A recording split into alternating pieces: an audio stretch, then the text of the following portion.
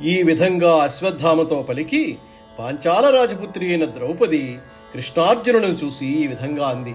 ద్రోణాచార్యుల వారితో అగ్నిలో పడి సహగమనం చెయ్యకుండా ఆయన ఇల్లాలు ఇంట్లోనే బ్రతికున్నది, పుత్రులను పోగొట్టుకుని నేను శోకంతో బాధపడుతున్నట్లే ఈ అశ్వత్థామని ఇక్కడికి తెచ్చారనే విషయం విని ఆవిడ ఎంత బాధపడుతున్నదో.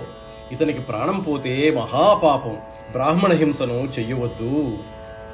భూపాలకులకు విప్రులన్ కోపింపచేయంతగదు, కోపించిన తత్కోపానలంబు మొదలికి భూపాలటవులన్ కాల్చు భూకంపముగన్.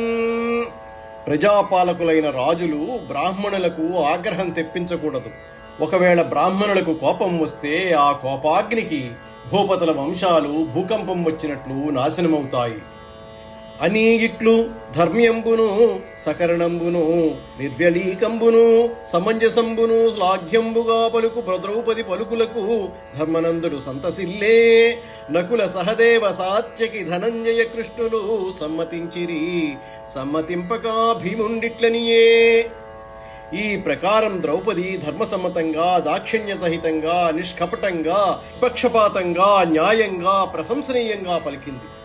పాంచాలి అలా మాట్లాడినందుకు ధర్మరాజు చాలా సంతోషించాడు. నకుల సహదేవులు, సాత్యకి, కృష్ణార్జునులు సమ్మతించారు.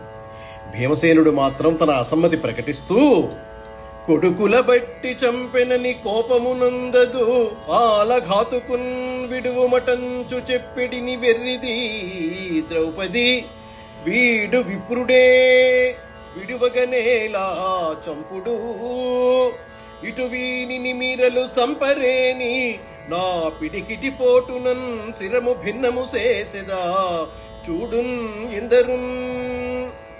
కొడుకులను పట్టి చంపాడని కోపం రాకపోగా బాలఘాతకుణ్ణి విడిచిపెట్టమంటుందేంటి ఈ వెర్రి ద్రౌపది?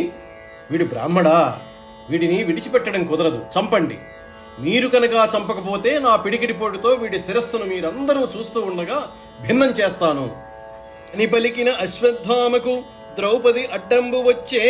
భీముని సంరంభంబు సూచి హరి చతుర్భుజుండయి రెండు చేతులా భీముని వారించి కడమరెంటను ద్రుపద పుత్రికను తలంగించి నగుచు భీమునకిట్లనియే. భీముడు అన్నంత పని చేస్తాడని భయంతో పాంచాలి అశ్వత్థామకు అడ్డువచ్చింది. భీముని తొందరపాటు చూసి శ్రీకృష్ణుడు తన చతుర్భుజత్వం సార్థకంగా ఈ పక్క రెండు చేతులతో భీముణ్ణి గట్టిగా పట్టుకున్నాడు. ఆ పక్క రెండు చేతులతో పాంచాలిని పక్కకు ఉత్తేజించుతూ భీమునితో, అవ్యుడుగాడు వీడు, అవ్యుడుగాడు వీడు, శిశుహంత ధురాత్మకుడు, ఆతతాయి హంతవ్యుడు, బ్రహ్మబంధుడగున్ తప్పదు నిక్కము, బ్రాహ్మణోన హంతవ్యా అటంచు వేద విదితంబగున్ కావునా, ధర్మదృష్టిన్ కర్తవ్యము వీనిన్ కాచుట యథాస్థితి చూడుము పాండవోత్తమా.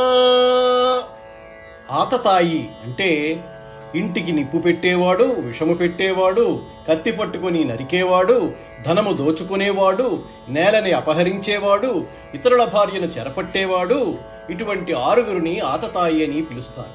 అలాగే బ్రహ్మబంధువు అంటే ఇష్టుడైన బ్రాహ్మణుణ్ణి ఆ విధంగా పిలుస్తారు. పాండవులలో ఉత్తమమైన ఓ భీమసేనా, శిశుహంతకుడు, దురాత్ముడు, ఆకతాయి, చంపదగినవాడును అయిన ఈ అశ్వత్థామ చంపదగినవాడే కాని రక్షింపదగినవాడు కానే కాదు. ఇది ముమ్మాటికి సత్యం. బ్రాహ్మణోన హంతవ్య అనేది వేదవాక్యం. అంటే బ్రాహ్మణుణ్ణి చంపకూడదు. ఈ ధర్మ సూక్ష్మం ప్రకారము ఇతన్ని రక్షించడమే న్యాయంగా తోస్తున్నది. యథార్థం నీవే ఆలోచించు అని కృష్ణుడు భీమసేనుడితో అన్నాడు.